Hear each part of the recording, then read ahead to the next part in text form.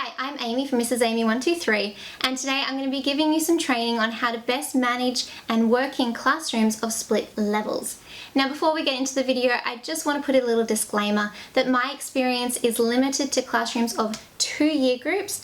I haven't done any classrooms with a greater year group span than that, but I do think that a lot of the stuff that I'm going to be talking about today is applicable to teachers of those classrooms. So let's get into it. Here's an overview of what we're going to be looking at today. So we're going to start off with my background, my experience with split classes, so you can see where I'm coming from. I'm going to be talking about the 4 main approaches that you can take to a split class and hopefully help you decide which approach is best for you to take given your situation. And we're going to talk about the positives and negatives of each of those different approaches. I'm going to be talking about the types of programs that you should use in a split class and which ones you should avoid. I'm going to be giving you some techniques that you can employ within your classroom to help you during the year. I'm also going to be showing you how you can ensure that you're covering the curriculum that you want to cover. I'm also going to be talking about parents because they can be quite a hassle when it comes to split classes if they're not very accepting of their child being in a split class. I'm also going to take a minute to talk about the students as well because this is different for them. They may have never been in a split class before and there are certain challenges that come up specifically for kids in a split class. We're going to talk a bit about that. And then I'm going to jump into talking about assessments that are great for split classes and when it comes to reporting time, how you can report on these and take a bit of the load off because it can be very, very stressful to report on a split level class because you're basically doing twice the amount of work that anyone else in your school who is not in a split class is doing. And then right at the end, I'm just going to give a couple more tips for multi-age group classes. So they are people who are teaching more than 2 years in their classroom. I've never been in a multi-age group classroom myself, so these are just some ideas that I've had and might help you out. Make sure you stay right till the end because I'm going to be giving out some freebies during this training session, including an attendance certificate, and make sure you stay right till the end because I have a special deal for you that you are not going to want to miss. So let's start with my background, my personal experience with composite or split classes. So in my very first year out, I was in a year 1-2 split. I had about 15 year 1s and about 6 year 2s. Now those numbers are very, very rough. I don't remember the exact number of kids that I had for each year level, but it gives you an idea that it was more weighted towards the year 1s than the year 2s. The other thing that I'll say about that year is that it was predating the Australian curriculum. The Australian curriculum was soon to come out, but it wasn't out yet. So in WA, where I'm from, we were using the curriculum framework and we were using progress maps, which were basically levels where you were expected to move the kids from one level to the next level to the next level. And it wasn't really specific outcomes for each year. So it wasn't in year 1 you will teach this and in year 2 you will teach that. It was about taking the students from one level to the next. Now I know in that little snapshot it might sound like that's like the golden outcomes and that's like how it should be. It wasn't as good as it sounds in that little snapshot. The outcomes were terrible. But anyway, they're gone now, so I don't have to worry about that anymore. In terms of composite class, though, it was really good because I wasn't trying to fit in 2 times the amount of outcomes into 1 year. I just had to take the students from one level to the next. A couple of years later, I had a year 2-3 class. I had about 18 year 3s and about 6 year 2s. And looking back now, I think that's kind of like the golden split for a split class is to have more of the upper level than the lower year level, but we'll get into that more when we get into the approaches on the next slide. Last year I had a year 4-5 class and it was a 50-50 split. So I really had to think long and hard about how I was going to approach that to make sure that I was making as many people as I could happy with my approach that I was using and doing the best by the kids. There are a few different approaches that you can take to a split class and it really depends on your circumstances as to which one is best. So what I'm going to do is quickly go through these and then go through them in more detail and tell you the pros and cons of each and which situations they work best in so you can pick the one that will work best for you. So the first one is to teach the dominant year level. So if you have more of one year level than the other, teach the one that you have the most of. You can just automatically teach the upper year level. So if you have a 2-3 split, then you're going to go straight into the year 3 curriculum. You can try and teach the curriculum to each year group separately. So you do separate lessons for year 1s and year 2s if you're in a year 1-2 split. Or you can teach a combination of both. So you're trying to mash up the curriculum, join it all together, and they get probably not as in depth of the outcomes, but they do get exposure to all of the outcomes. So the first approach is to teach to the dominant year level. So whichever one you have the majority of students in, that's the year level that you take the curriculum from and you teach to that. So essentially they become that year level and you kind of ignore the fact that you've got a split. So when I had my year 2-3 class, the majority of students were year 3s. So I treated that as a year 3 class. For HAS, for science, for technologies, I would take the year 3 curriculum and I would only teach that and I would ignore the year 2 outcomes completely. For subjects like English and maths, where you're kind of building on knowledge, I would have to go back sometimes and help the year 2s with concepts that they hadn't learnt yet that they needed before they could learn the year 3 curriculum. But in my particular year 2-3 class, my year 2s were very, very bright. I'd been given the top year 2s so they could take it. And that's why the teachers had chosen to put them in the year 3 split, was because they wanted them to be extended. So in that particular situation, it worked very, very well. Now, this type of approach works best when the higher year level is the dominant year level, because you're not going to get any backlash from parents thinking that, you know, if in that year 2-3 split that I had done the year 2 curriculum and the parents had found out about it, they would view that as me dragging their children back, holding them back, that they would be behind the other kids in the rest of their year level. So it's not a great approach when the dominant year level is the younger year level.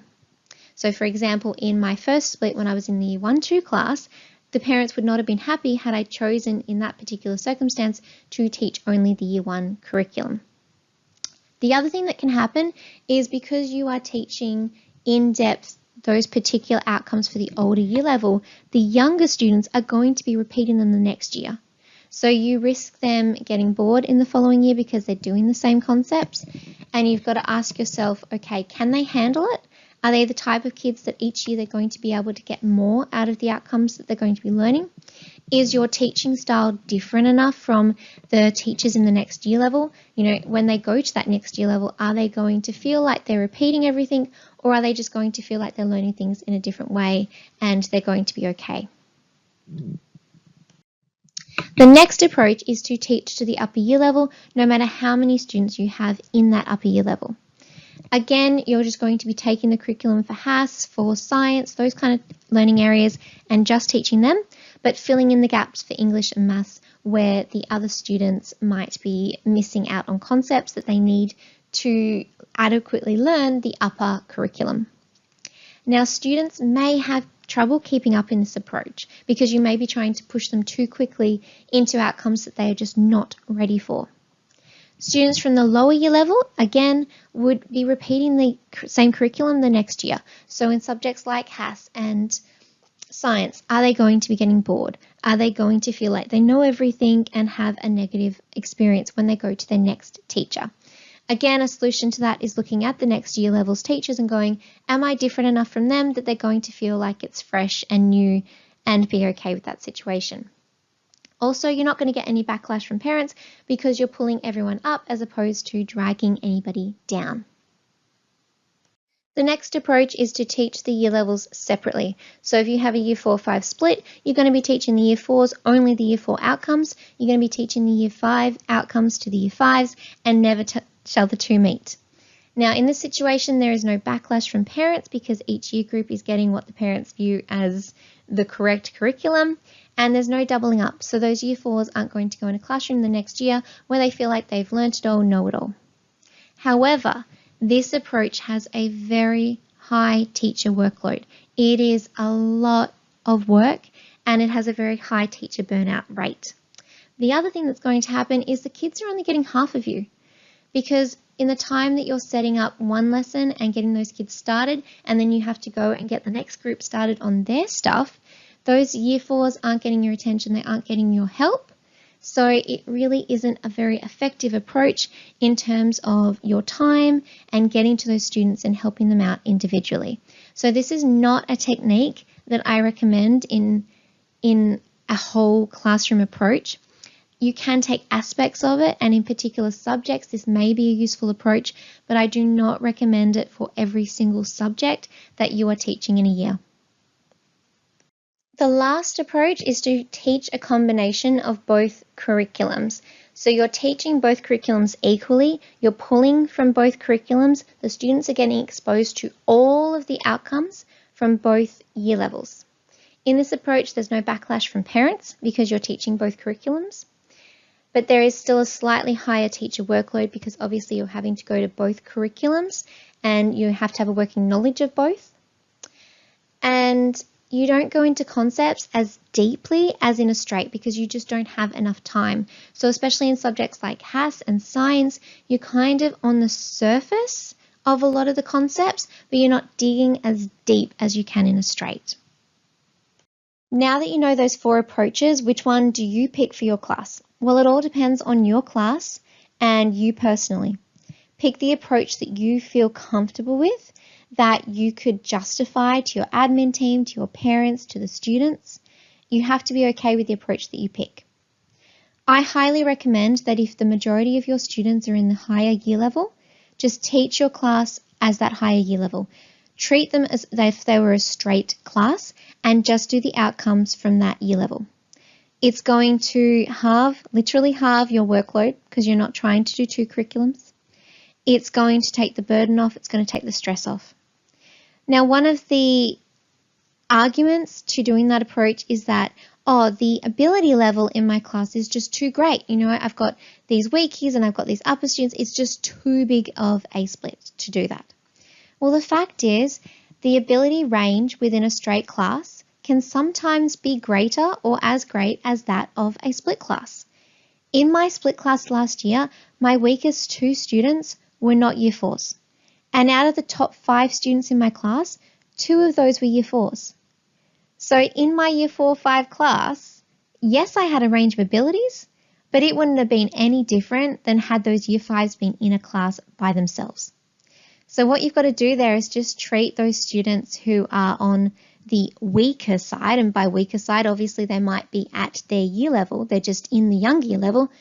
You just put in your strategies to help them catch up. You give them extra time, you give them small group work to help them fill in those gaps that they're missing. Now, in my class last year, I had a 50-50 split. So teaching to the upper year level just didn't feel right for me because I thought if those year 4 students are at a year 4 level and they're not as strong as, say, my year 2s were when I had a year 2-3 split, then they would struggle to keep up. And I felt like I couldn't justify doing one curriculum as much because they were an equal split. So what I did was I mashed the curriculum together. For things like HASS and technologies, I looked for common points between the 2, and I would create units that mashed both of those concepts together. So the weren't going in as much detail as they would have if they were in a straight class, but they were still covering all of the outcomes that their other peers in the other straight classes were doing. So they were on an equal footing. But I wasn't having to double my work in terms of trying to teach them separately and do separate lessons for the year 4s and the year 5s. So that's the approach that sat well with me. Yes, it was a bit more work than had I done it as just one straight year level, but my conscience felt good. I felt like I could justify it to anyone who asked. And I also felt like the year 5s weren't complaining, we've done this before. We did that last year. We would get comments from that every now and again, but no more than you would in a straight class where you're tapping into their prior knowledge. And I feel pretty peaceful about the fact that this year when they go into their next class, that again, they're not going to feel like they're doubling up on the curriculum like they've done it all before in the year before. And in actual fact, this year I'm teaching year 5 straight, and I have some of my year 4s again in that straight year 5 class, and I feel pretty comfortable about teaching them again and pretty comfortable with the fact that they're not going to be getting bored all the time because it's the same old thing that they learnt last year. So let's talk about programs that are great for using in a split class.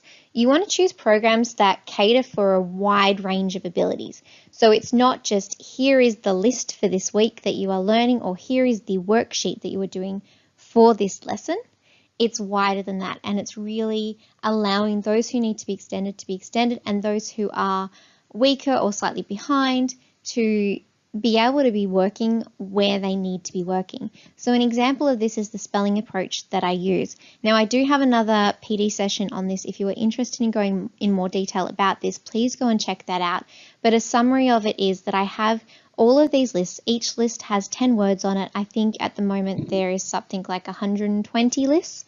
And so I test the kids at the beginning of the year. They start on a list wherever they need to, wherever their ability level is, and then they work through those lists at their own pace. I allow them to have a test on those lists whenever they are ready. Once they pass that list, they're on to the next one. So every single student in my class is working exactly where they need to be. No matter what year level they're in, it doesn't matter because they are working at their point of need. Another thing is to avoid workbooks. Now, I know that this one is a kettle of fish or whatever the saying is. It's a bucket of worms. I don't know. I'm terrible with metaphors and I often mix them. So what I mean by this is a lot of the time you'll be given these workbooks. You won't have a choice because if you're coming into a new school, they've already picked the workbooks, or maybe the admin are telling you you will be using this approach next year. So when that happens, yep, it sucks. I've been there. So basically, if you can avoid it, just don't get workbooks. Just don't do it. But if you can't avoid it, if you have to use workbooks, then what I would do is I would set aside a bit of time on Friday and make it like a revision. So I would teach my own program. So let's face it, most of the time workbooks are going to be for grammar, punctuation, or maths. So what I would do is I would teach my own program during the week, and I will talk about in a little bit how I approach that sort of programming. But at the end of the week, I would find a page that was kind of a summary of what we were doing that week, and I would just get them to do it as a bit of a revision activity at the end of the week. I wouldn't teach from the workbook. Another thing you want to do is pick lots of open-ended tasks. So again, it's going back to like the spelling one. You want them to be going in at their own point of need, and you want opportunities there for the kids to excel and to be pushed. So an example of this is the number of the day mental maths activity that I do. So at the beginning of every single maths lesson, I do some sort of mental maths activity. It goes for about 5 to 10 minutes. So this number of the day gets put up and there are 12 questions. I only expect the kids to get the first 5 done. I challenge them to go further than that. I challenge them to see how far they can go, but I make sure that those 5 questions are answerable by the weakest student in my class, but also that they're slightly challenging that weaker student. So those kids who can will go right up to the highest level. They'll get up to question 12. And when we go through and mark these after the kids have done them, those weaker students are still hearing all about that top stuff, but they're not feeling bad that they didn't get to it because they understand that my expectation is just the first 5 questions. So make sure you're picking things that your students can do at their own level and also that are covering a wide variety of concepts and curriculum. So one of the techniques a lot of teachers in split classes use is to do a lot of group work. Now, I don't do this approach personally in my classes because I really struggle with having my kids in groups. A lot of my lessons are where the students need to cooperate. There's a lot of talking. They're very fun, so often they get a bit loud. And I don't mind a loud classroom if the students are learning. That's a-okay with me. But when I'm working in groups, and if I'm with a particular group, then I kind of need the rest of the class to be fairly quiet to make sure that I'm teaching my best and to make sure the students are doing their best. So I actually only use leveled groups with reading. So every single morning I do literacy groups with my students. One group will be with me doing guided reading, and the rest of the students are all doing things at their specific level and their quiet activities so that I don't have to be managing behaviour all the time. Now, with my Year 4-5s, the groups did often work out to be, okay, this is a group of Year 4s, this is a group of Year 5s, but that didn't stop me. When I was arranging the groups, I would arrange them at their point of need. So where did they need to be to move them on to the next level? And sometimes that meant that I had a couple of groups that were a mixture of Year 4 and 5s, and that's perfectly okay. Another technique that you can use is cross-setting. So if you have other people in your school who are teaching the same year level as you, but in a straight class version, you can approach them and talk to them about perhaps taking some of your students of the same year level and teaching them for particular subjects. So you could do this with maths, a couple of sessions each week. One group of your kids goes out, you get left with the other group so you can teach them at their specific level, at their outcomes that are in the curriculum, and you know that that other group is getting taught their specific outcomes for their specific year level. Now that can work really, really well if you've got some extra admin time or an EA floating around that can go to that classroom where those extra kids are, and you've got the facilities to do it. You do have to be careful though and just monitor that you're not putting extra work onto that other teacher, that it fits in with their programming. But it can be quite good and ease the burden on you. Just make sure you're not handing over a complete subject. So if you're doing maths, you're not sending them for every single lesson. You're still doing some maths concepts in your classroom because obviously you still have to assess and report on those students, and it wouldn't be fair to give that to the other teacher. This next technique is a little bit hard for me to explain, so bear with me and hopefully I can find the right words to explain to you how I do this. I'm going to again use the example of my Year 4-5 class because I think sometimes if I'm talking about specific year levels, it just makes the wording a little bit clearer. So within my maths teaching each week, in my Year 4-5 class, I would start Monday reviewing prior knowledge. So I would actually start at the Year 3 level. So what was the outcome in the Year 3 level? What were they expected to know in Year 3 about that? And I would cover that on Monday, and it would just basically be a revision session, diagnostic, seeing where they're at.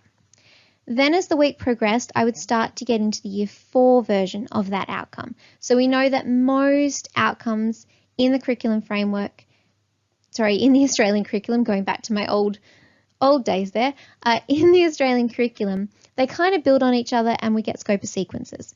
So as the week would progress, I would start doing the Year 4 outcomes, and then I would transition naturally into the Year 5 outcomes, and then on that Friday, I would try and drop a couple of the Year 6 concepts in there to try and extend those Year 5s and even some of my Year 4s who were ready for it.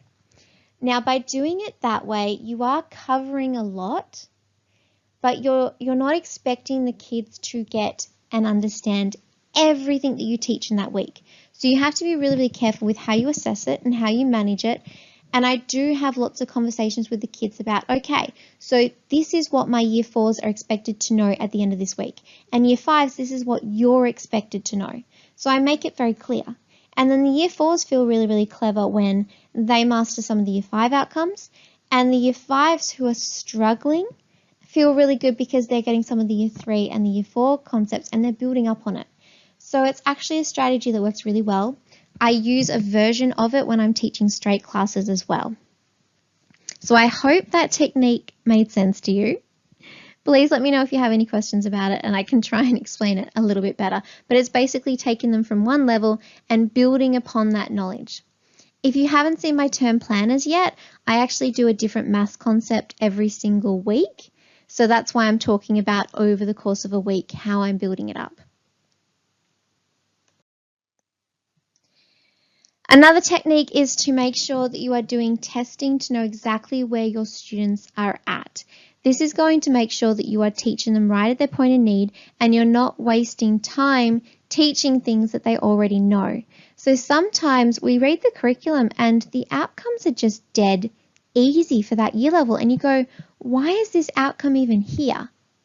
So test them first because you might find that an outcome that maybe is on the Year 4 curriculum, they've actually already mastered and you don't even need to waste time teaching it to your split level class. So find some good diagnostic assessments that are going to help you with that information. The picture on the screen here is of my mathematics tests. I have them for every single year level. They assess every single outcome within a particular year level. And what's great about them is that if a student isn't achieving a certain outcome, it's going to show you what they do know. And some of the questions do take it a little bit further. So if they have completed the outcome, you can see where they're actually at. So what I do is I do these tests at the very beginning of the year, and then if my year 4s master a complete outcome, then I'm not even going to bother teaching it. If there's maybe 1 or 2 kids that didn't get a particular outcome, then I can do that with small groups, or I can try and do one-on-one with them at some point. There are ways to bring them up to where they need to be, just like if you were doing the assessment and some kids couldn't achieve the outcome at all. So in that case, just have a look at the assessments that you are giving your students and work out which ones are going to be best. So in my mathematics test, the initial test in the actual pack is actually testing the previous year's outcomes. But in a split class, what you can do instead is to give them the mid-test, which is testing those outcomes at that particular year level and see where they're starting at and see what you actually need to cover in that year. And it goes the same for the upper year level as well. So in my case, my year 4-5s, I give them the year 5 test, testing them at what they need to know at the end of the year. They might already be able to do some of those outcomes. So again, I don't need to bother teaching them. Or maybe I can teach it at a reduced level. So maybe they understand part of the concept and there's just a little bit of the outcome that I still need to get to. So let's talk now about how you can ensure you're covering the curriculum that you want to and how you can make a record of all of that. This is going to depend on which approach you selected, because if you selected to basically treat them as a straight year level, then you're just going to basically use those outcomes, and maybe you might have a look back at the other curriculum and just, have a brief look through, see if there's any big red herrings that you've missed. If you've chosen the approach where you are mashing it up 50-50, then this is the technique that I used last year when I was faced with the year 4-5 class. I first looked at the year 5 curriculum and I started to pull out all of the key concepts that I wanted to teach. So you could do this by writing each concept individually on a little sticky note. You could do like a brainstorm or a concept map of them, but it's just recording all of the different concepts. You can narrow this in a little bit more and pick out the concepts that you just want to teach in term 1, or you can do it for the whole year. It depends on where you're at with your planning and how you like to plan. If it's too overwhelming, just do a term at a time. Then I would get out the year 4 curriculum and I would go through and I would try and find the concepts that weren't already covered in the year 5s. Now they may not be identical between the 2 year levels, but you can have things that are represented in both. So for example, on this planner at the moment that you're looking at on the screen, the first week in math is data. Now there's going to be data outcomes in year 5 and there's going to be data outcomes in year 4. So what I'm saying is that in week 1, I'm going to be covering data. And then I'm going to worry later on about making sure that I've got the nitty-gritty from the year 5 and the nitty-gritty from the year 4 to be making sure that I'm covering both of those outcomes. And within that week, I'm going to be progressing from what the year 4s have to do to the year 5s, and I'm going to be exposing my whole class to that. Now, here is a freebie that I strongly recommend that you get. These are my composite term planners that I have done up. They are for year 1, 2, 2, 3, 3, 4, 4, 5, and 5, 6. And they are editable. So basically download them, use them as a starting point. Your way of planning may not be identical to mine. You might not like doing a different maths concept every single week, but they're editable. So you've got the ideas there, you've got the content there picked out directly from the Australian curriculum, and you can move it around and do with it however you will. But it's a starting point that's going to probably be better than starting from scratch. So find the description box wherever, and I will link to where you can get these free term planners from.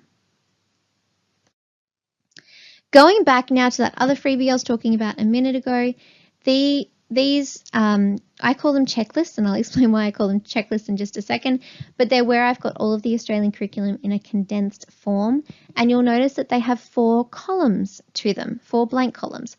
I use those for each term, and what I do at the end of the term is I go back to these checklists and I tick off what I've covered.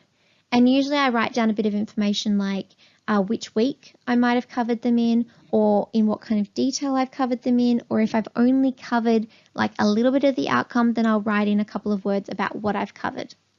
Now this helps me see what I still need to cover.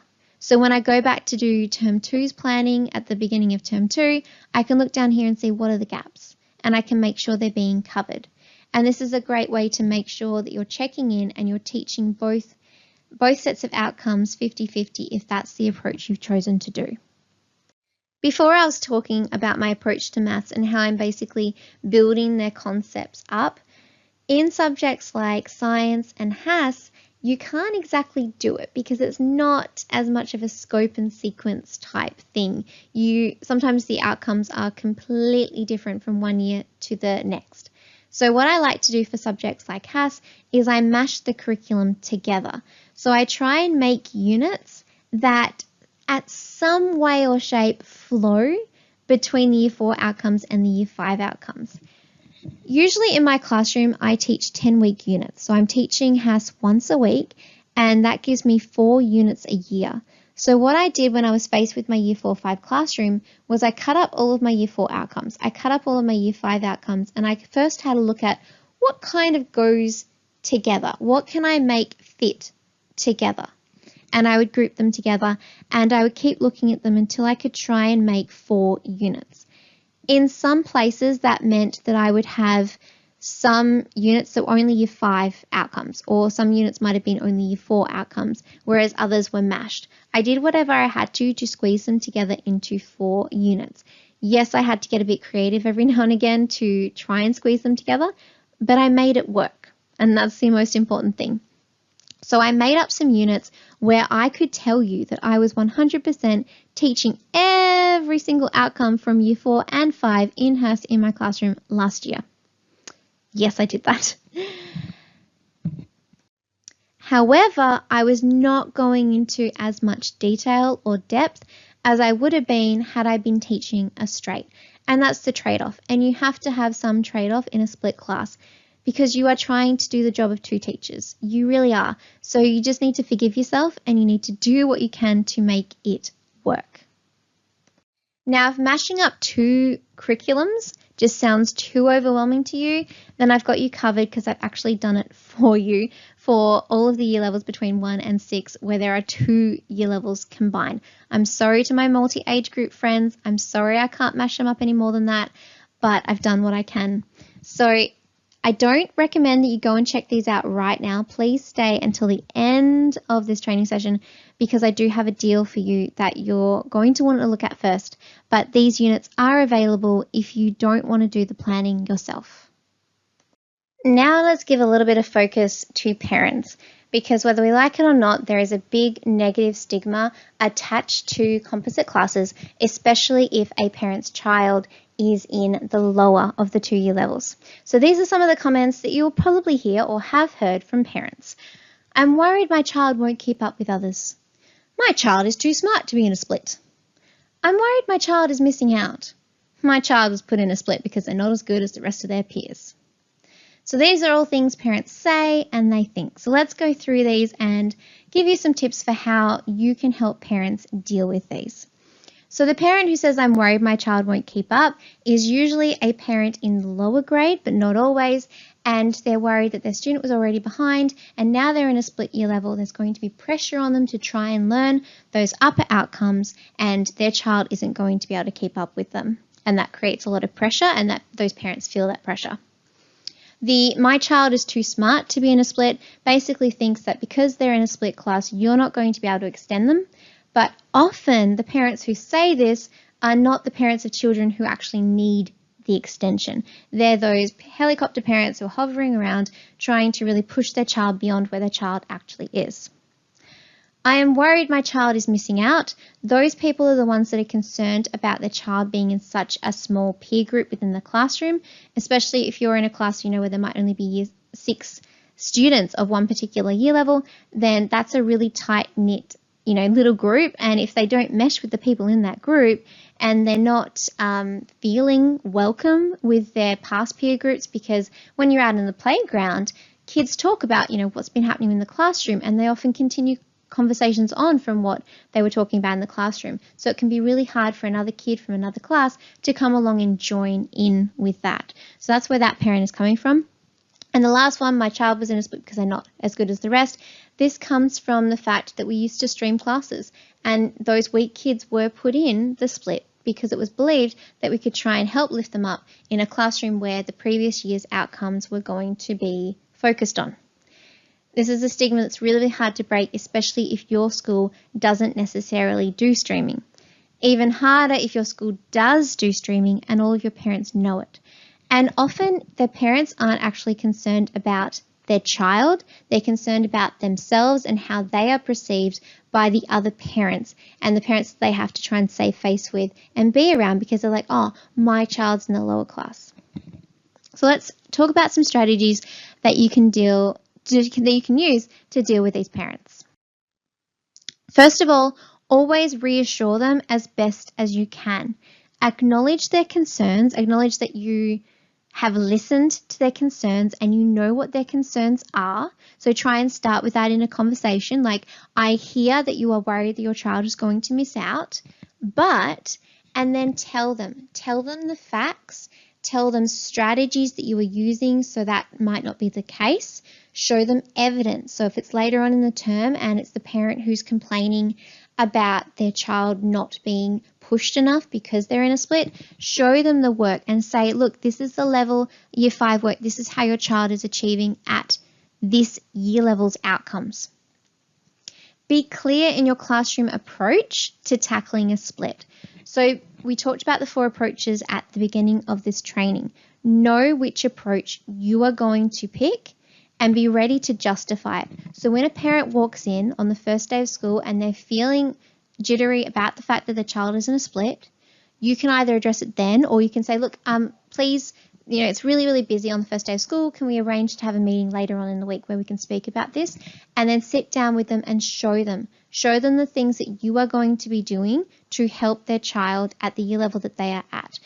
Show them some of those techniques that we talked about earlier. Which ones are you employing in your classroom? And just show them to the parents, but just be open about it. And they like that. They like the transparency. Show them their students' progress. So make sure you have evidence of how the student is progressing. I like using portfolios so the parent can go there. They usually have a sample out from the beginning of the year, so some sort of diagnostic assessment, and then a very similar, if not the same assessment at the end of the year. And we also do some in the middle, obviously, for term reports, for semester 1 reports. And I can show them, and I can show them how their student is progressing. If you can't show that a student is progressing, then obviously there's things that you need to put in place to try and help that student further, and you need to try and get to the nitty-gritty of why they're not achieving. And the fact is, if they were in a straight class, they would probably be making just as much progress. So whatever the problem is not being in a split. It's probably something else, and you just need to figure out what it is. But otherwise, you can show them the progress. I had a difficult parent in one of my split classes.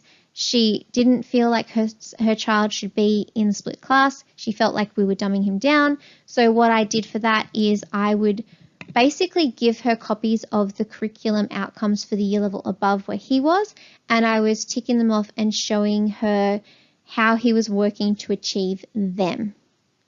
And that way she knew that even though I was in a split class, he was still being pushed just as much as he would have in a straight class. So they just need a bit of evidence and reassurance. Also, I highly recommend that you remove year levels from worksheets where applicable. So if you've decided to take the approach where you are going from, like my maths approach, where you're taking them in a concept from A to point D across the week, none of those worksheets should have a year on them. It shouldn't say, oh, on Monday we're doing year 3 work and it's got year 3 at the top of the sheet. On Tuesday we're doing year 4 work and it's got year 4 at the top of the list. I would not do that at all unless you are giving those worksheets to them as 2 separate groups. So you're giving the year 4s a year 4 worksheet and the year 5 worksheet. If you are giving a worksheet to the whole class, remove any evidence of what year level that is actually attempting to, what year level outcomes that is addressing. In my classroom, I use certain tests, and because I give my year 4s a different test to my year 5s because they're testing different outcomes, then I leave the year level at the top. That is fine for that. But anytime that I go to a book and I find a resource, if it has the year level on it, I get rid of it. So there's some tips to deal with parents. Make sure that if you're in a confrontation that you take some deep breaths. Remember, this is not on you. You have not made the decision to put these children in a split. It is the circumstances at the school. In a government school, we have to take on all students if they're in the boundaries. We have to do it, and that means we end up with splits. This is not a situation that you have created. It's just one that you have to help other people come to terms with, just like you have to come to terms with it as a teacher. So try and take a deep breath. Arrange to have a meeting at a time that is more suitable to you if they're trying to do this, when you're about to teach the kids or you're feeling flustered and you just want to get your thoughts together. Say, I'd really like to talk to you about this further. Can we make a meeting for another time? It is well within your rights to have an admin member with you in that meeting. So feel free to go up to your admin and say, look, I've got this meeting. It's a difficult meeting because I want to talk about split classes. Can you please come down and be a part of that meeting? If you're not comfortable with any of your admin members doing it, perhaps look at getting another teacher in. Sometimes just having another person in the room who can jump in and support you or help to cool the situation can just make you feel more comfortable, even if they're never needed. Okay? So parents can be an issue. They are not always an issue. In the 3 classes that I've had that have been splits, I have had 2 parents. One of those parents was difficult right at the start. I've already told you that story. She left. The rest of the year was beautiful. Last year, had a little bit of trouble, managed it okay. In the other classroom, didn't have any trouble whatsoever. For the parent who is worried that their child is missing out because they're not with all their other peers, something you can do is to collaborate with other classes regularly. So schedule times when you can send the kids out for a common activity or do an excursion together. That's going to make sure that you're keeping those peer groups together. We'll talk about how to support the student more in the next slide, but that's how you can help with the parent side of things. Another thing you can do if you feel comfortable, no pressure, but you can invite the parent in to see how you're managing the class. If this is your first time in a split, that can be overwhelming, so don't offer it unless you're actually willing to let them come in. But it can just be nice for them to come in and they see that, you're still getting to all the different students, that you're still doing different things for the different year levels if that's the approach you've decided to take, and it can reassure them. Now, sometimes just the act of saying, would you like to come in and watch, is enough for those parents to feel like, oh, okay, this teacher is pretty trustworthy. She's inviting me into her classroom. She must be doing things right if she's willing to do that. And then they don't actually take you up on your offer to come in. But please don't let them call a bluff. Don't say it unless you actually mean it. So let's talk about supporting the students. So as I said on the last slide, give them opportunities to collaborate with their year level peers. That's going to help them to maintain friendships with the other kids they've got. It's going to help them feel like they're still a part of that peer group. And it's just a really nice way for them to stay connected with what everyone else is doing. So at my school, we have junior and senior sport. So in last year's class, my year 4s went out with the year 4s to do junior sport, and my year 5s went out with the year 5s to do year 5 sport. So it was a nice way for them every single week to get together with the rest of their peer group. Make it clear in your lessons what your students need to know. This is especially important if you're going to use the approach that I use for maths. So if you're building up those concepts, by the end of the week, there are going to be some students where you're getting into things that are too hard for them because they're a year 4 trying to learn year 5 stuff, and that can be daunting. So what I like to do at the end of each lesson or at the end of each week is say to them, okay, year 4s, by the end of the week, you need to be able to do da, da, da, and da. Year 5s, you need to do, do, and do. Now, this can be really, really great because it reassures those who aren't keeping up with the year 5 outcomes. If they're a year 4, they're going to feel a lot better. For those year 4s who can do the year 5 stuff, they're going to feel incredible. And it just makes them feel safer, it makes them feel more reassured, and it takes that pressure off. Another tip is to make sure you allow your class to interact normally. I've kind of touched on this before when I was talking about that parent that ended up homeschooling their child because I talked about I didn't want to segregate the students. I wasn't going to teach the year 1 group separately to the year 2s. So when you walked into my Year 4-5 class last year, there was never a distinguishing factor. You couldn't say, oh, there's all the Year 4s over there. They were all mixed. I do student seating in my class where they actually get to suggest to me 3 people that they would like to sit next to, and then I usually choose one of those, and I set up my classroom so they're all near somebody that they want to be next to. Now, what happened in my class, very often, the Year 4s were asking for Year 5s, and Year 5s were asking for Year 4s, and that was fine with me. When we go out into the workforce, once we leave school, we're with people of lots of different ages, so there's no reason that we have to keep them away from each other. We don't need to segregate them. And if you do try and segregate your class too much, it gets this weird culture. It doesn't flow as nicely. And it can be really weird for the kids because they're pressured into these tiny peer groups where they may not be friends with everybody in their particular year group. Now, if you have any sort of control about who goes into a split class, try and put friends together. Try and put people who are very close-knit friends together so that they can support each other in that sort of environment. Also, make sure you're checking in on friendship groups. So before I said that I let the students pick 3 kids that they would like to sit next to, and then I try and let them sit next to 1. Now that's got a hidden motive to it because what that allows me to do is see who's asking for who. And I actually do a bit of a map up. I write down the student's name, the 3 people that they want to sit next to, and then I go through and I count how often did that student come up on the request list of other people. So I'll, put a 2 in brackets if they came up on 2 other people's, 3 if they came up on 3 others, 0 if they came up on no ones. And that just helps me keep an eye on the friendship groups. And if that person's got no one in the class asking to sit next to them, then maybe you need to put in a bit of time with that student to try and help them manage their friendships, or just, be an ear to listen to them because they might be suffering a little bit in your classroom. In a split class, and I know this is going to be a hard one, it's going to be a touchy one, but you need to ensure you are still extending the top students in your class. Now, this is hard whether you're in a straight class or if you're in a split class, but you really need to be making sure that you are doing it. In my class last year, my Year 4-5 class, on Mondays and Tuesdays when I was doing the lower outcomes, as I was trying to build up the knowledge of the concepts, I knew that there were kids in my class who were sitting there bored because it was too easy for them. Now, I got them through it because I would tell them, at the end of the week, we're going to be making this harder. You will get to the more challenging stuff at the end of the week. So they hung out for that, and then they lived for Thursdays and Fridays. Yes, Mondays and Tuesdays were a little bit boring for them for a couple of minutes of our, well, not a couple of minutes, 40 minutes maybe, of our maths lesson because they knew it. But I would try and redistribute that and into like other things. So for example, I would use them to peer tutor. So I would pair them up with a student who wasn't quite getting it, and I would push them and challenge them, by the end of this lesson, can you get the partner you're helping to be able to master this outcome? So I would teach them how to be good, effective peer tutors.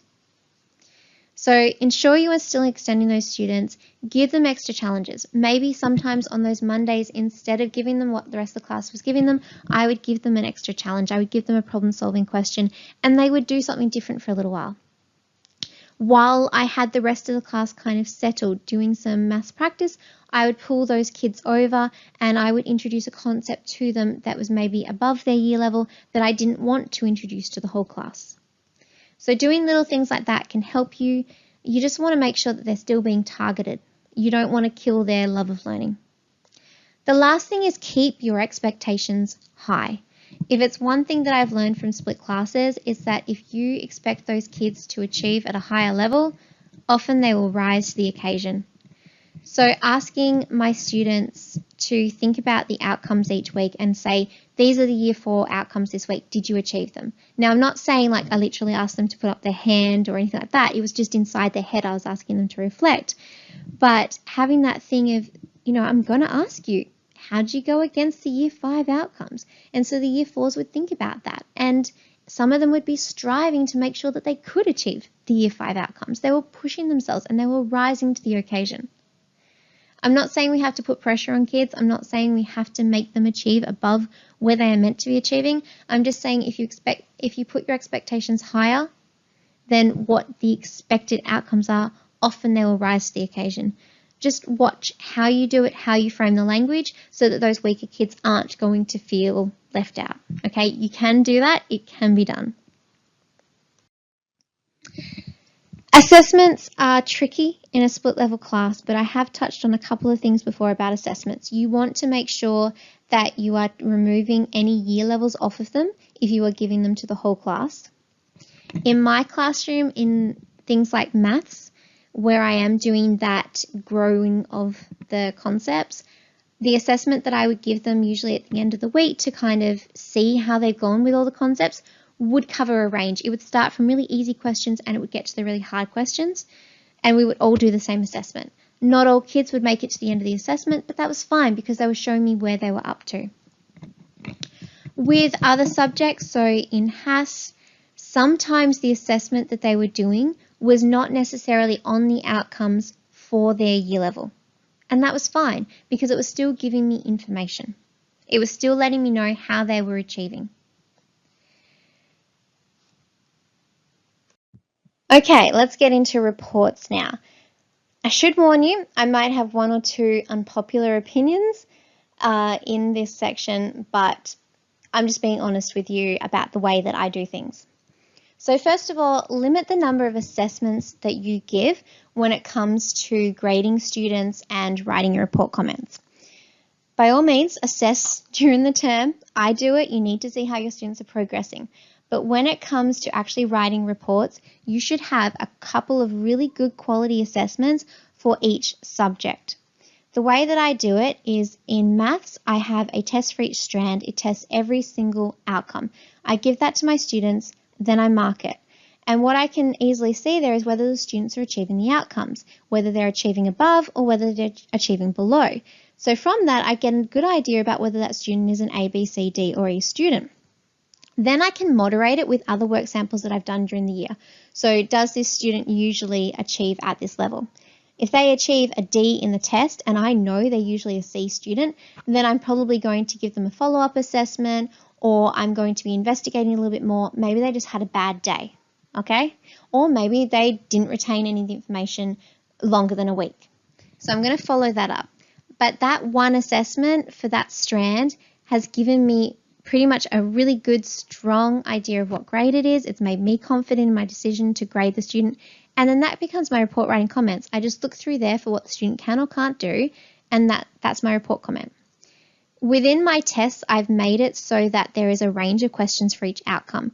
So little things like, oh, they just happen to get that question wrong, but they do know the concept. You can pick up on things like that because there are a couple of different questions for each one, as opposed to if you go to a different test where there's only one question per outcome and the student gets it wrong, you can't say with confidence that the student can't do that. It might just be that they made a small little error.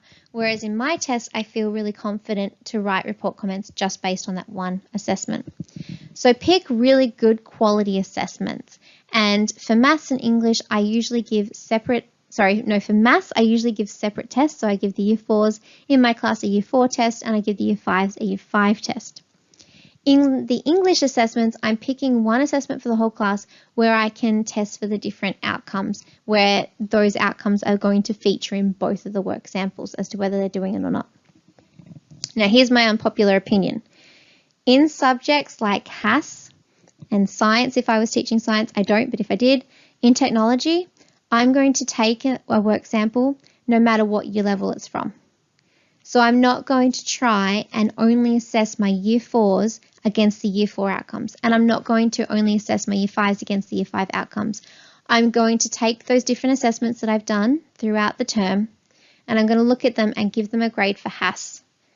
I'm not going to worry about whether or not that student can do those explicit outcomes in year 4. I'm just going to give them a grade for how they've done in HASS. You can't do everything, and you really have to take you just have to let some things go. And for me, that's what I do. In a split class, I am not going to report against every specific little outcome for both year levels. Not going to do it. So you can agree or disagree, but your workload will dramatically decrease if you take that approach. And then you got to ask yourself, who's going to check up on you? If your admin comes down and says, oh, can you justify why this child got a C? You can still get out your work samples. You can still show them. No one's going to be going back to the HASS curriculum and go, oh, well, the year 4 outcome is about the first fleet and the year 5 outcome is about the settlement after first fleet. This work sample isn't correct for that grade level. No one's going to do that. No one.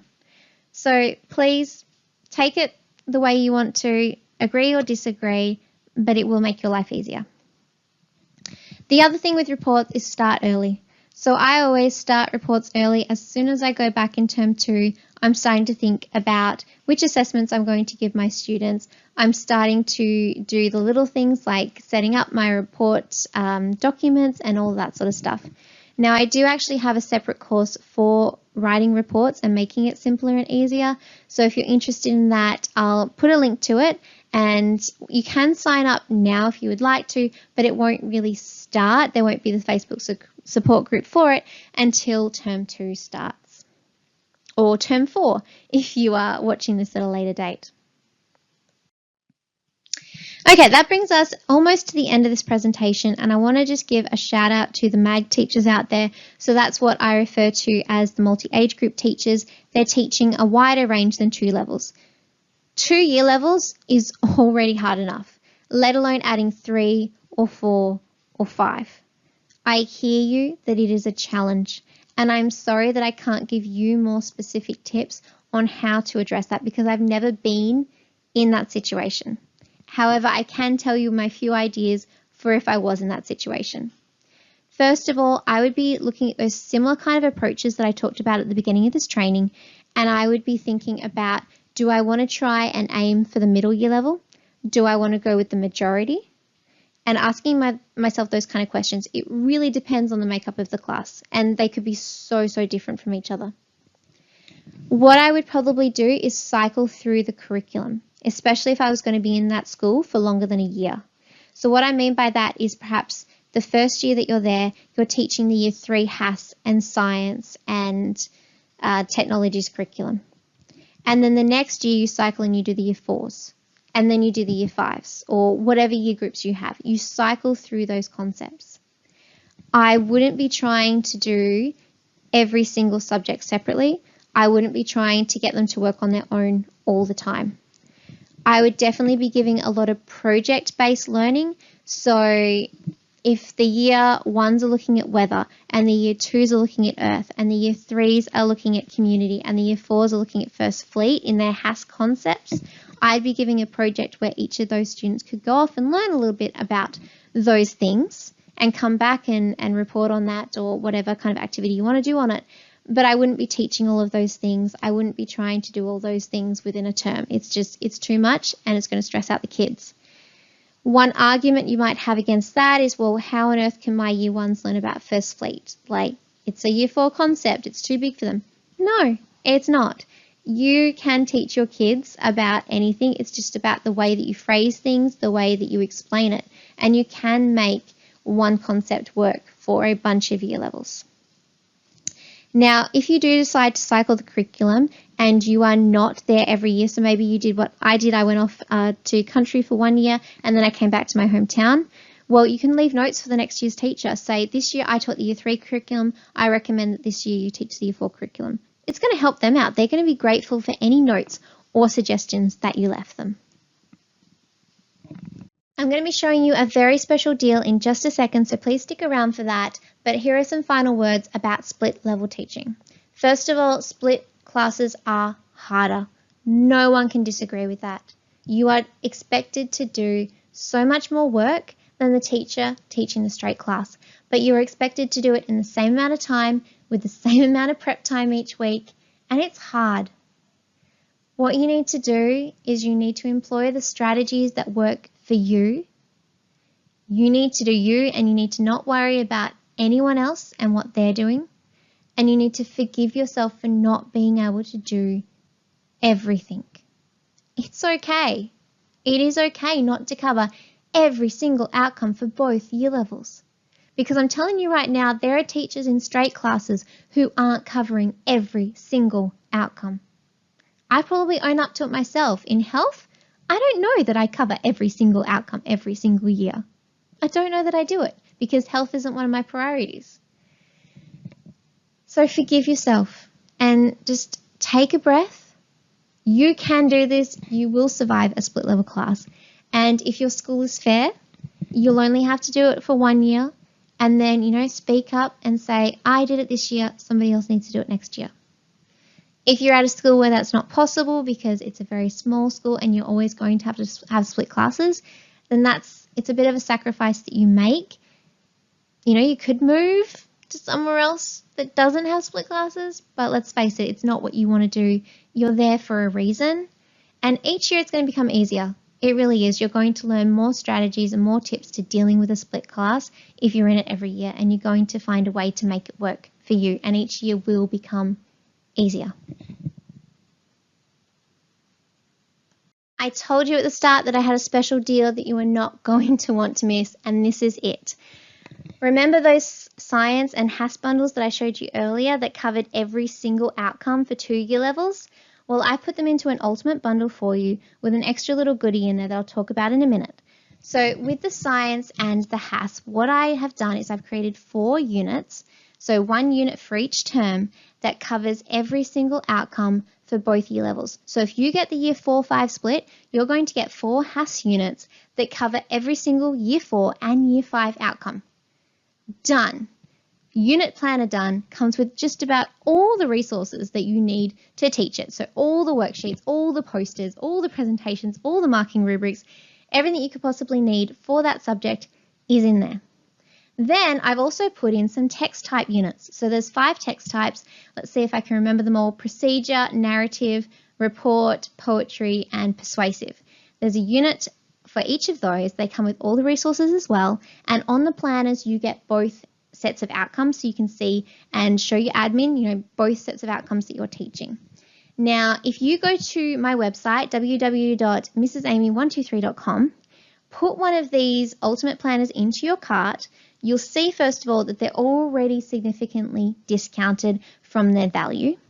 But then when you reach checkout, if you type in the code word SPLIT, S-P-L-I-T, into the discount code bar, you're going to get an additional 20% off my ultimate composite bundles just for doing this training session with me today.